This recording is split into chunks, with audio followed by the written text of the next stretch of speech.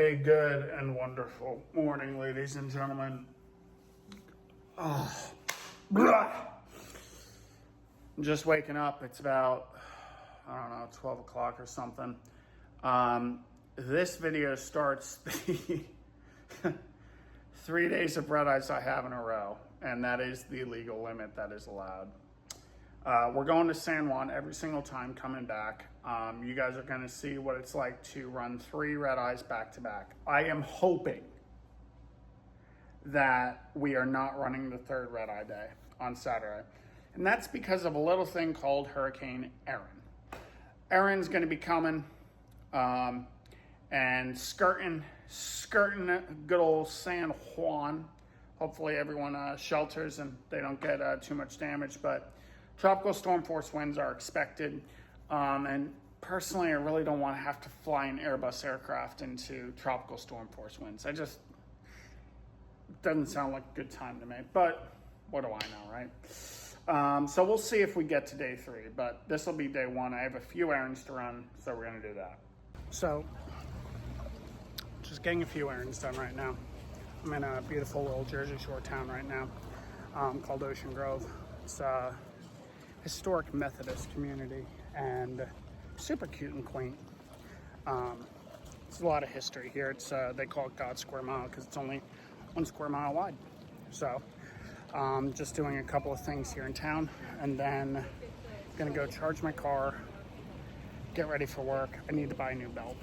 All right, so I'm sitting here right now and just taking a look at the flight plan. This is for flight, obviously. I can't use my company app because my company uses Lido. I can't get access to our release or anything like that, obviously, because we're still significantly far out, but I can sort of just get a look ahead right now.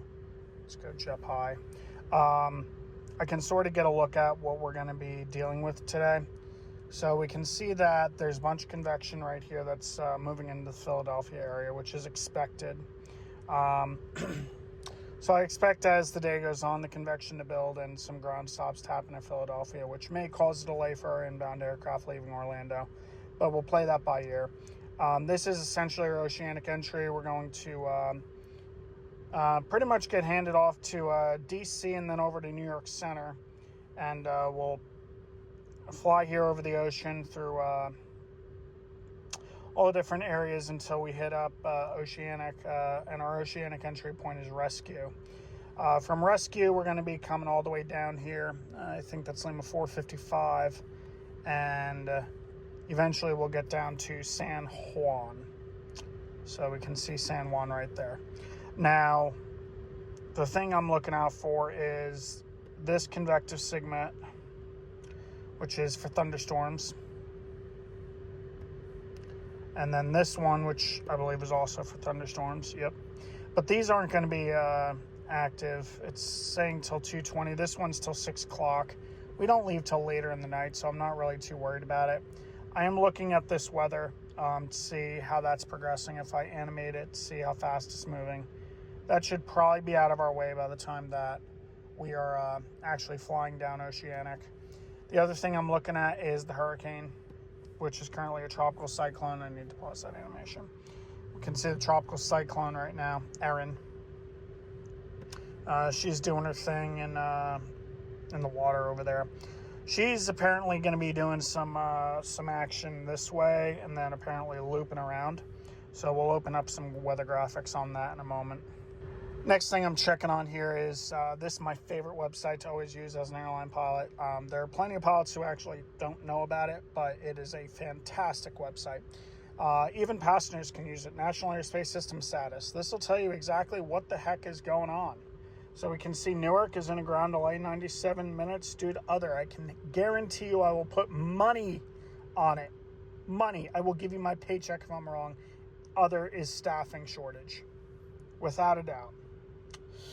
And lo and behold, staffing.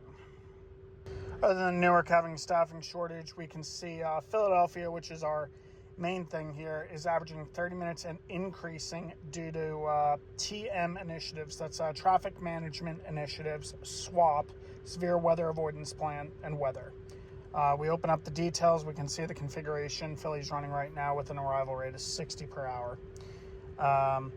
Now, terminal plan we're taking a look at here. This is what's really going to affect us. Philly ground stop delay program is possible until 10 p.m. That is very, very key for us to keep in mind. Because if we don't, let's say for some reason our flight's late or our flight doesn't get in, we get out late, what'll happen is we have to watch our duty time so we can be legal. En route planning, Philly escape routes are possible. Trying to see if there's anything. Gulf route closures, transcon don't affect us. Do not affect. Don't affect. Words are hard. Does not affect us. Potomac, Orlando, swap escape routes are possible. This may affect us for the inbound aircraft. Now what I'm looking at is Tropical Cyclone Erin here, which is currently a tropical storm. I'm looking way ahead right now as to what I believe will be happening, because this will be effective, as I mentioned, Saturday for our Saturday Redeye. You can see right now the most likely arrival time of winds over Puerto Rico is Saturday 8 p.m. We arrive into Puerto Rico at like 12 a.m. So I can tell you right here, this is going to be the point of concern here. Because we're not entirely sure of what the wind speeds are going to be. But what we can do here is open up the interactive map. And what I typically will do is, if I can do like a 50 knot, and then I'll turn most likely arrival time. Actually, I can turn that off. I don't really care about the arrival time of winds. We can see 50 knot winds. San Juan looks like they're on the outskirt of the probability range for 50 knot winds, and 34 knot winds are much more common. So if I just turn on the 34 knot winds, we can see, that is super likely pretty much off the shores of San Juan. 64 knot winds, we'll see. San Juan, very possible they could get glimpsed.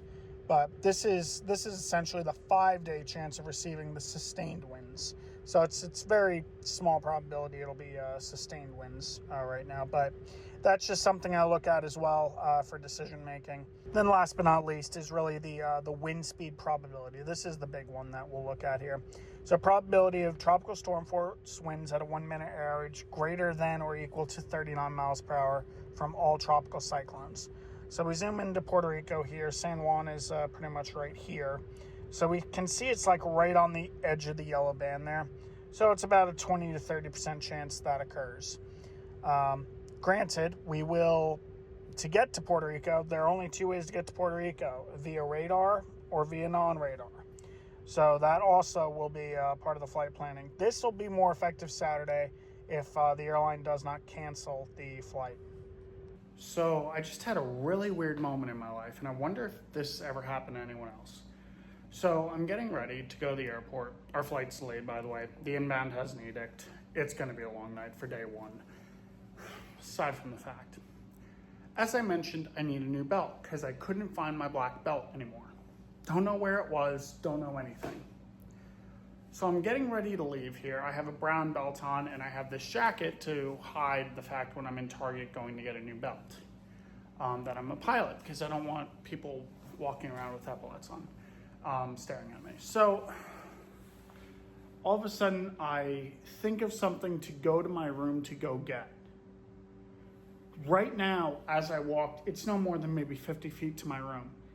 As I cross the threshold into my room, I forget what it is.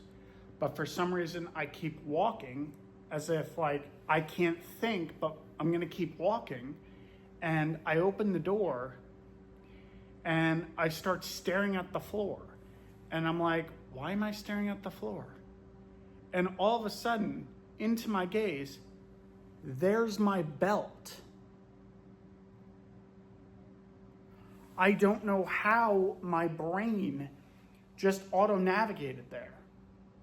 It didn't make any sense to me, but I found my belt, which I don't recall putting there.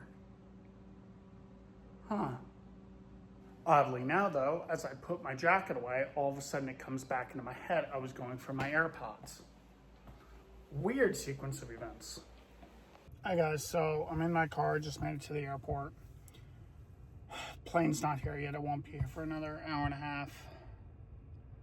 We're going to be running right up against our duty limit. I can tell you, we're going to have like a threshold of 30 minutes at this rate. I may get stuck in San Juan tonight, which will pose to be interesting. What I'm also concerned about is this.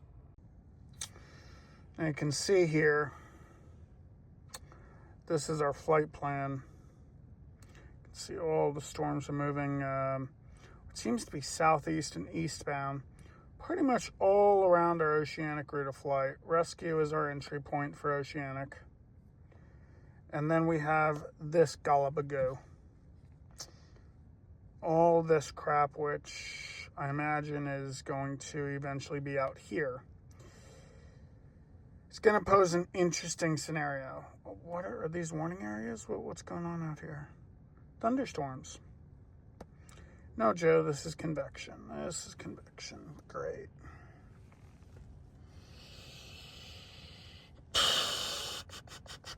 All right, so guys are wondering why I'm sighing, and the reason for this is dealing with weather as an airline pilot when you're in radar airspace, meaning air traffic control can see you on radar, is one thing.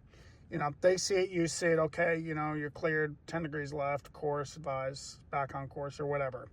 When you're in oceanic, this is called non-radar. As you can see, radar not available, because you're over the ocean, right?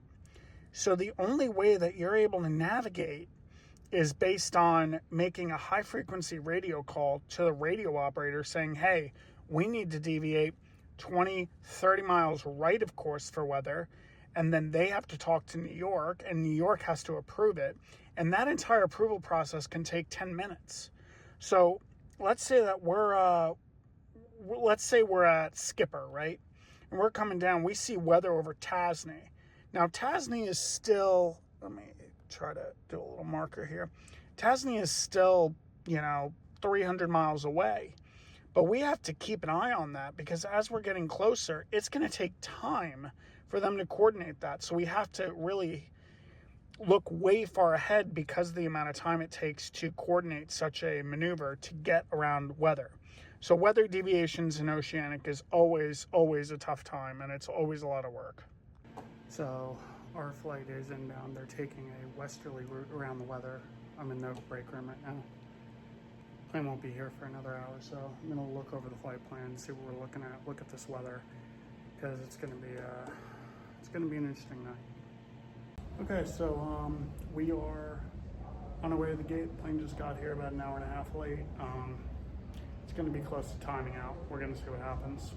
All right, we got to the airplane. We are running about 2 hours and change late. We are very close to timing out in San Juan. Keep you guys advised, no MELs so far to worry about maintenance-wise. Flight 4462, overhead Akonu, 0125, flight level 330, estimating skipper 0141, next Imeko. We made it to San Juan. Timing-wise, we're calling crew scheduling now because it's not looking like we're going back. About to find out. Flight 1015, runway 8 Sierra 2, taxi via November, Sierra 5.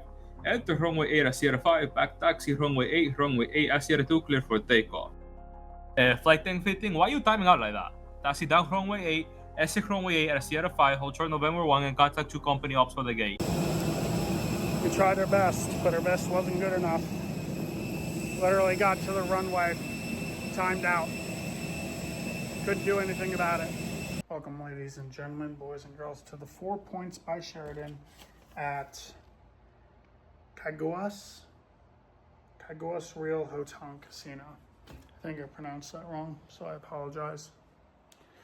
So let's talk about what happened. We got in late. Our flight duty period only 12 hours. So we call crew scheduling. We do our calculation. We know what time we need to be up. They disagree. They say this, we say that. Our contract has a certain specific provision that sometimes they don't abide by, and then we have to file a grievance and get paid on that. In this case, they followed the FAR instead of the contract, which is the difference of 15 minutes. So they followed the FAR, which is the one that works more in their favor. which gave us a wheels up time of 3:41 a.m. The problem with this, as I take my shoes off, is that we have a full 321 Neo, which, for those of you who don't know, at my airline, we can hold 236 passengers on a 321 Neo. So 12 wheelchairs and all those passengers takes a fair amount of time, plus gate check bags, plus this, that, and the third. We dropped the brake at 27. Pushback completes around 34. Both engines are started. We taxi out.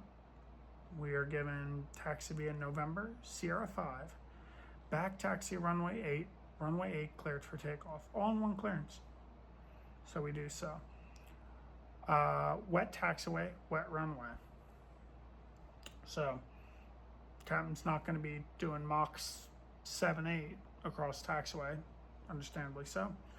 Normal taxi rate, we do all our flows, everything. We're taxiing down the runway. The clock now hits 7:40. Okay, 7:40, 3:40, sorry. We're still back taxiing at 3:40. By the time the clock strikes 3:41, we are in the turn, turning the airplane around to take off. Game over. We hit the clock and you have to be up by that time. Wheels up, we weren't. So, unfortunately, I had to call Tower. Hey, Tower, cancel takeoff clearance. We just timed out. We need to return to gate. Okay. Taxi down runway 8. Clear at Sierra 5. Hold short of November 1. Okay. 30 minutes later, we get back to the gate. Unfortunately, all the passengers have to deplane. Their flight is now canceled. They have to get rebooked. And we are now here at a hotel casino that is 30 minutes south of the airport. We're on the south side of Puerto Rico right now. So I'm gonna get some sleep, and now we deadhead home. Our pairing tomorrow, our day 2 of this turn, no longer exists. It was removed, pay protected. Now we deadhead home tonight, and then we still operate Saturday, which now is a toss-up with the weather. Crazy stuff. I'm going to sleep. So, woke up around 12, and we have our flight or deadhead back at 9 o'clock tonight. So we back in around like 1 something into Philadelphia. Just had lunch. There isn't much around here. Hopped into the casino just to see what's going on there. Pretty small casino as expected.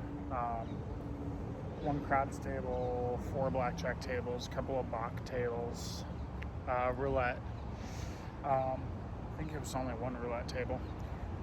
They don't open the craps table till 8 o'clock tonight. So essentially at this point, I think I'm just going to go back, get some more sleep before the flight tonight.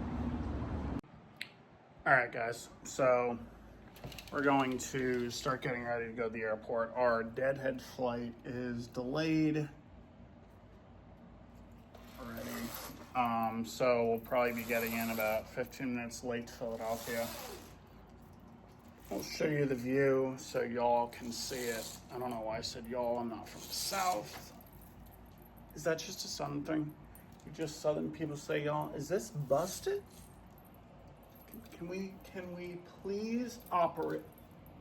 Can we please operate the vehicle? Oh, come on.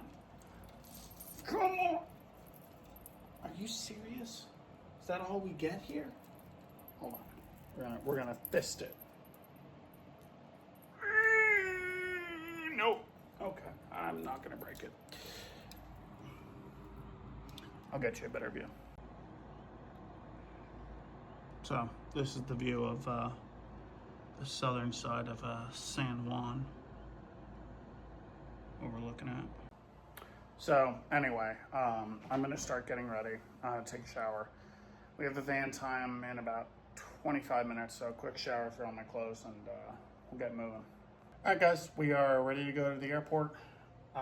We have 5 minutes to get down to the van, more than enough time. And yeah, our flight's slightly delayed, but let's get to the airport. So we made it to the airport. Flight's not here yet. I'm trying to find dinner. I went to the noodle place, but everything's sold out at the noodle place. So my only option is Domino's, which, I mean, don't sleep on Domino's when you had a few drinks, but I don't know. Just got back to Philly. There's a plane behind us. Same plane I'm supposed to be taking tonight for the third Redeye at San Juan. The weather's not looking good though, so we'll see. This plane's supposed to go to San Juan at 6 a.m., so that's in about 4 hours. I'm gonna head home now, and we'll see what day 3 brings. Now, at this point, it's about 2:30 in the morning on Saturday morning.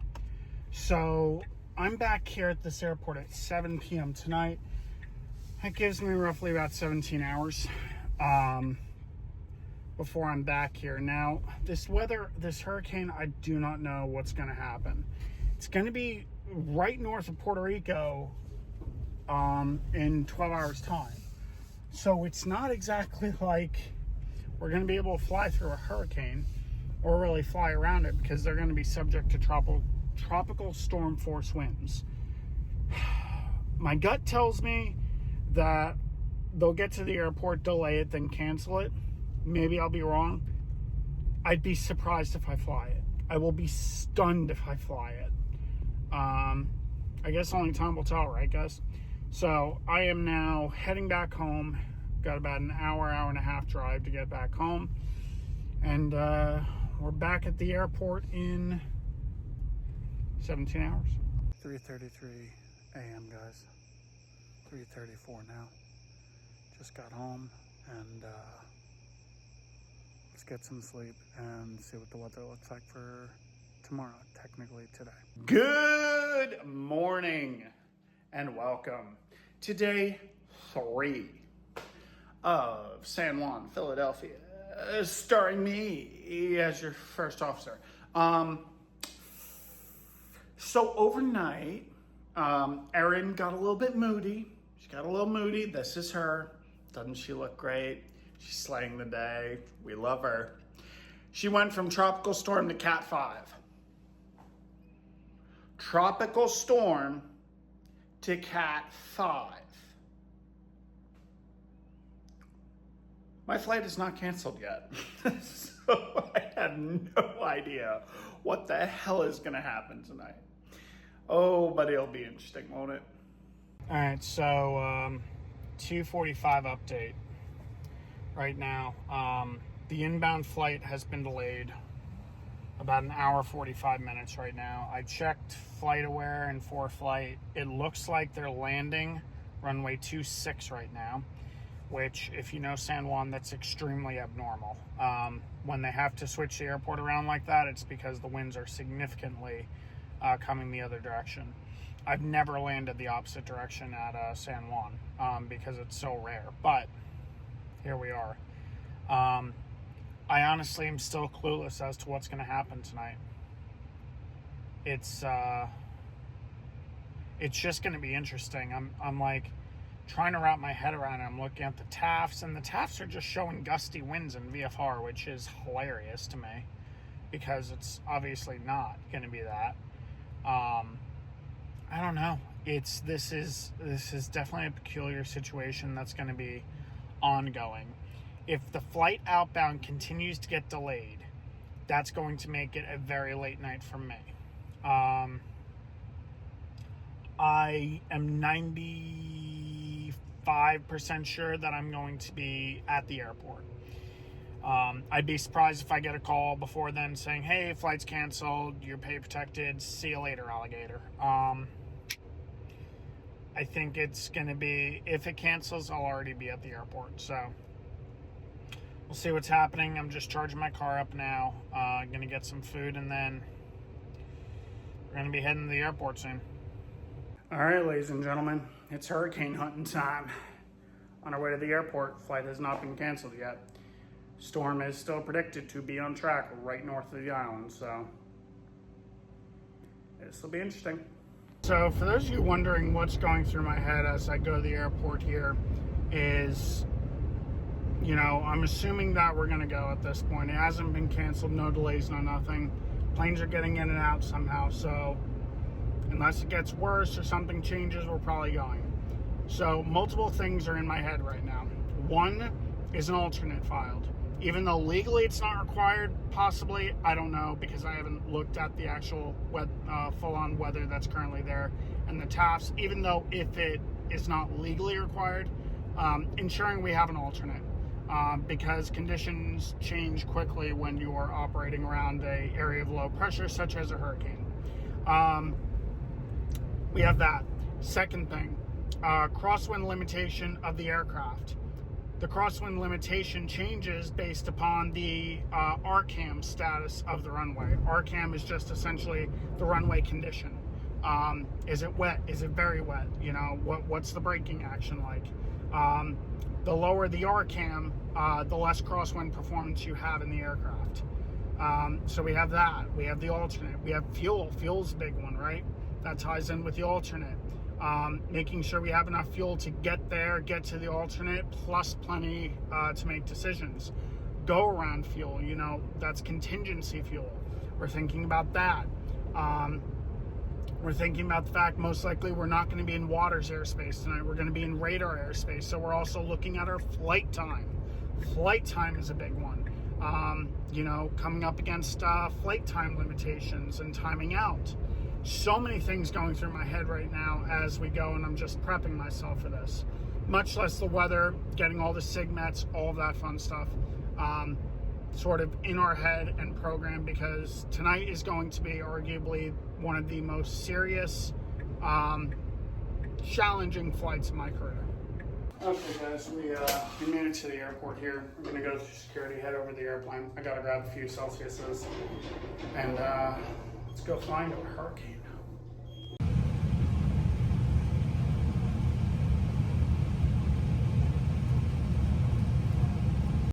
New York Flight 4462 requesting 10 miles left of course, Lima for weather. New York ATC clears Flight 4462, 10 miles left of course. Report back on route by 0337, Flight 4462. Ladies and gentlemen, welcome to San Juan. It was my leg. We made it. Flying through the outer bands of the hurricane. San Juan is on generator power only right now. So we have to run the APU to stay powered, but we made it, man. It was a fun one.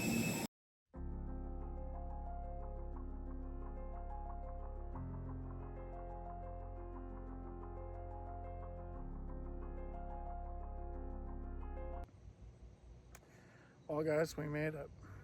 We're back home. That was 3 very wild days. Final leg, it was busy. We passengers had to be removed, and then we get to Philly, and then we have some delays in Philly getting to the gate. So at this point, I am ready to go to sleep. I can put in my logbook now that I have flown into a hurricane. Wild experience.